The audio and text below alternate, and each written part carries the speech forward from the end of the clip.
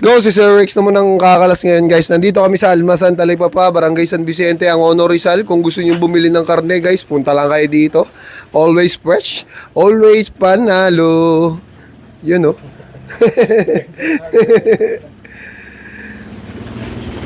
Kaya tanggalan ni Sir Rex ang tampalin guys. Ayun mga talaga makikita mong porsigido. Diba? Merong dinadalang problema yan, pero kita nyo naman, nandiyan pa rin sa focus pa rin sa goal. Syempre, huwag nyo nang alamin kung ano yun. Yun lang. Tanggalin yung tenderloin.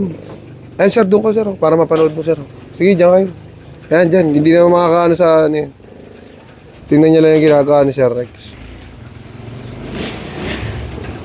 Yan.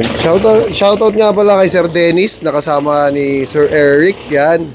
First timer nga rin pala ni Sir Dennis na makapanood sa atin ng actual. At si Sir Eric naman, focus lang sa goal. So, ano? Shoutout natin.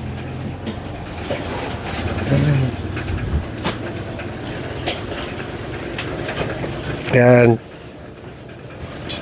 Tamang paggamit ng knife.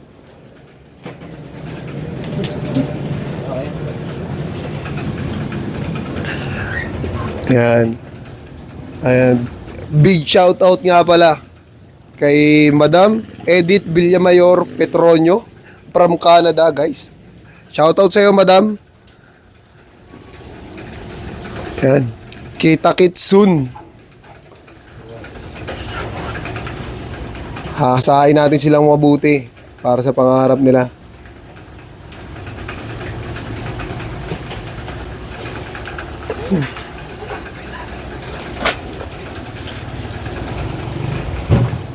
And si Sir Rex from Pasig, Karangalan, Manggahan.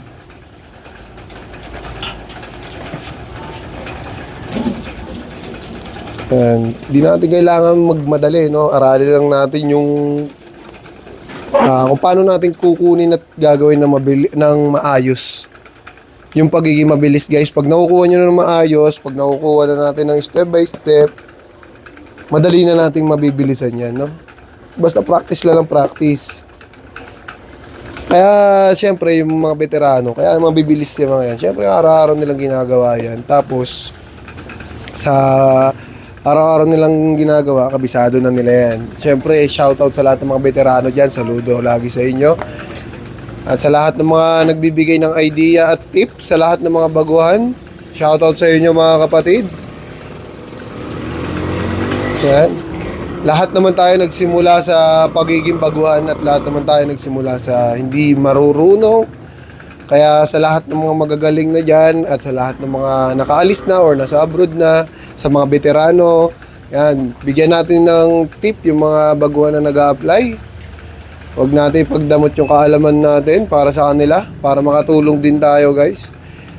Siyempre, sa mga lagi nanonood sa atin dyan, ng mga taga-OFW, ayan, saludo sa inyo, guys. Shoutout sa inyo dyan, kung saan man kayo sulok ng mundo, siyempre. Comment nyo na rin sa comment section kung saan tagasan kayo para malaman natin kung saan nakarating yung video natin. Imagine mo, nagkakalas ka lang sa Pilipinas pero nakarating ka na ng abroad. Di ba? Napapanood ka na dyan. Pagdating nyo ng abroad, guys, be humble lang. Kung ano yung natutunan nyo rito, kung ano yung mga sinimulan nyo, share nyo lang din sa mga baliktad. Share nyo lang din sa mga nangangarap na mga baguhan at mga ngarap pa lang. Di ba? Huwag natin sayangin yung opportunity para sa mga pangarap natin, syempre. Yan. Tamang paghawak ng knife, dagger grip, power grip knife. Yan. Siyempre, alam natin, pagdating ng abroad, back to zero. Pero siyempre, may knowledge ka na about sa ginagawa mo. I-improve mo na lang yun dun. doon mo na may improve yung bilis ng ginagawa mong pagkakalas, guys. Dito syempre sulitin natin yung pagkakalas natin dahil konti lang din talaga yung baboy natin. Sulitin natin yan. Kalahati yung baboy natin pero milyon yung natututo. Milyon yung nanonood. Kaya sobrang salamat sa inyo, guys. Sa lahat ng mga nanonood sa atin at sumusuporta syempre. Sa lahat na nagpa-follow sa atin at sinusundan tayo sa YouTube, guys.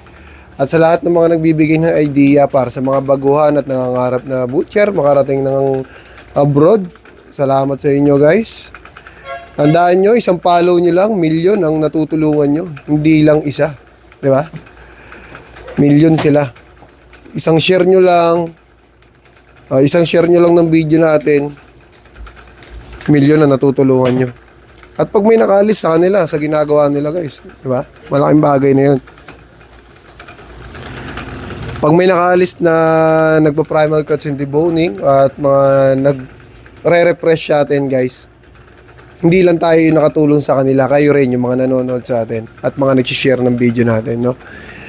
Sa 79 followers natin, 79K tayong nakatulong sa mga nangangarap mag-abroad, syempre.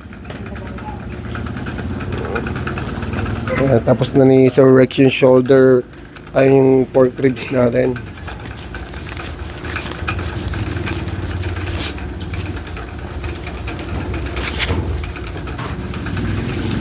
Dito na tayo sa exciting part. Yan. Slowly but surely. Yeah. Pagka magagawa na tayo ng final video nila, guys, doon natin kukunin yung bilis. Doon natin kukunin yung oras ng bilis. Siyempre. Skills. Baba.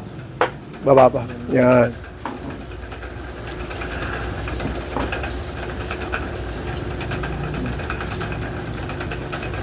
Yan, iwain mo dyan para makita mo maluwag. Yan, tanggal na yan. Yan, panoorin niyo mabuti yan kung paano magtanggal Sir Rex ng shoulder blade. Hiwain mo pa yung ano, yung duktungan. Paghiwalayin mo. Yan.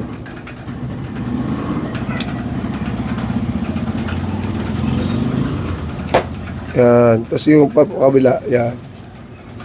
Yan. Yan. Para maluwag. Yan.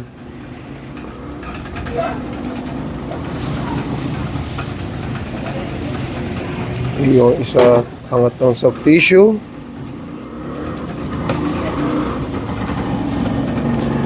Sa lahat ng mga nanonood sa atin ng live ng Primal Cuts and Deboning, salamat sa inyo, Sir Eric, Sir Dennis, Sir Rock.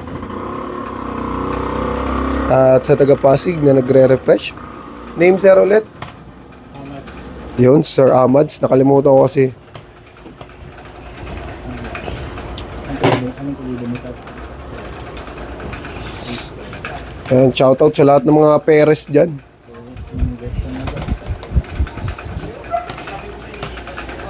Ayan. Ang pinakang tip ko dito kay Sir Rex, bawasan natin yung pag-yosi. Nakakapagod talaga yan. Bawal ba yan? Nakakapagod eh. Nakakahingal talaga magkalas niyan. Yan, sa mga misis nila, no, shoutout po sa inyo. Opening bukas ang isbak. Sa ano pa opening, 24? Opening ko ba? No? Yan. Shoutout din sa lahat ng mga taga-isbak. Sa mga naglalaro sa court natin. Napakaganda na raw ng court natin ngayon. Hindi ko pa nasisilip eh. Pero puntahan natin yan kapag may time. Napapanood ko lang sa sa live. Talagang napakauhusay talaga ni paring Bogong na pintura. Yan, ni Boss P. At sa lahat ng mga tumutulong sa pagpipintura ng court ng isbak, saludo sa inyo, guys. Iba talaga pag may nagmamahal sa court natin. Iba yung quality, iba yung ganda. Kay Kuya Abot, kay Kuya Raymond, at sa mga sa SK chairman ng isbak, salamat sa inyo. At napakaganda na ng lalaruan natin ng court.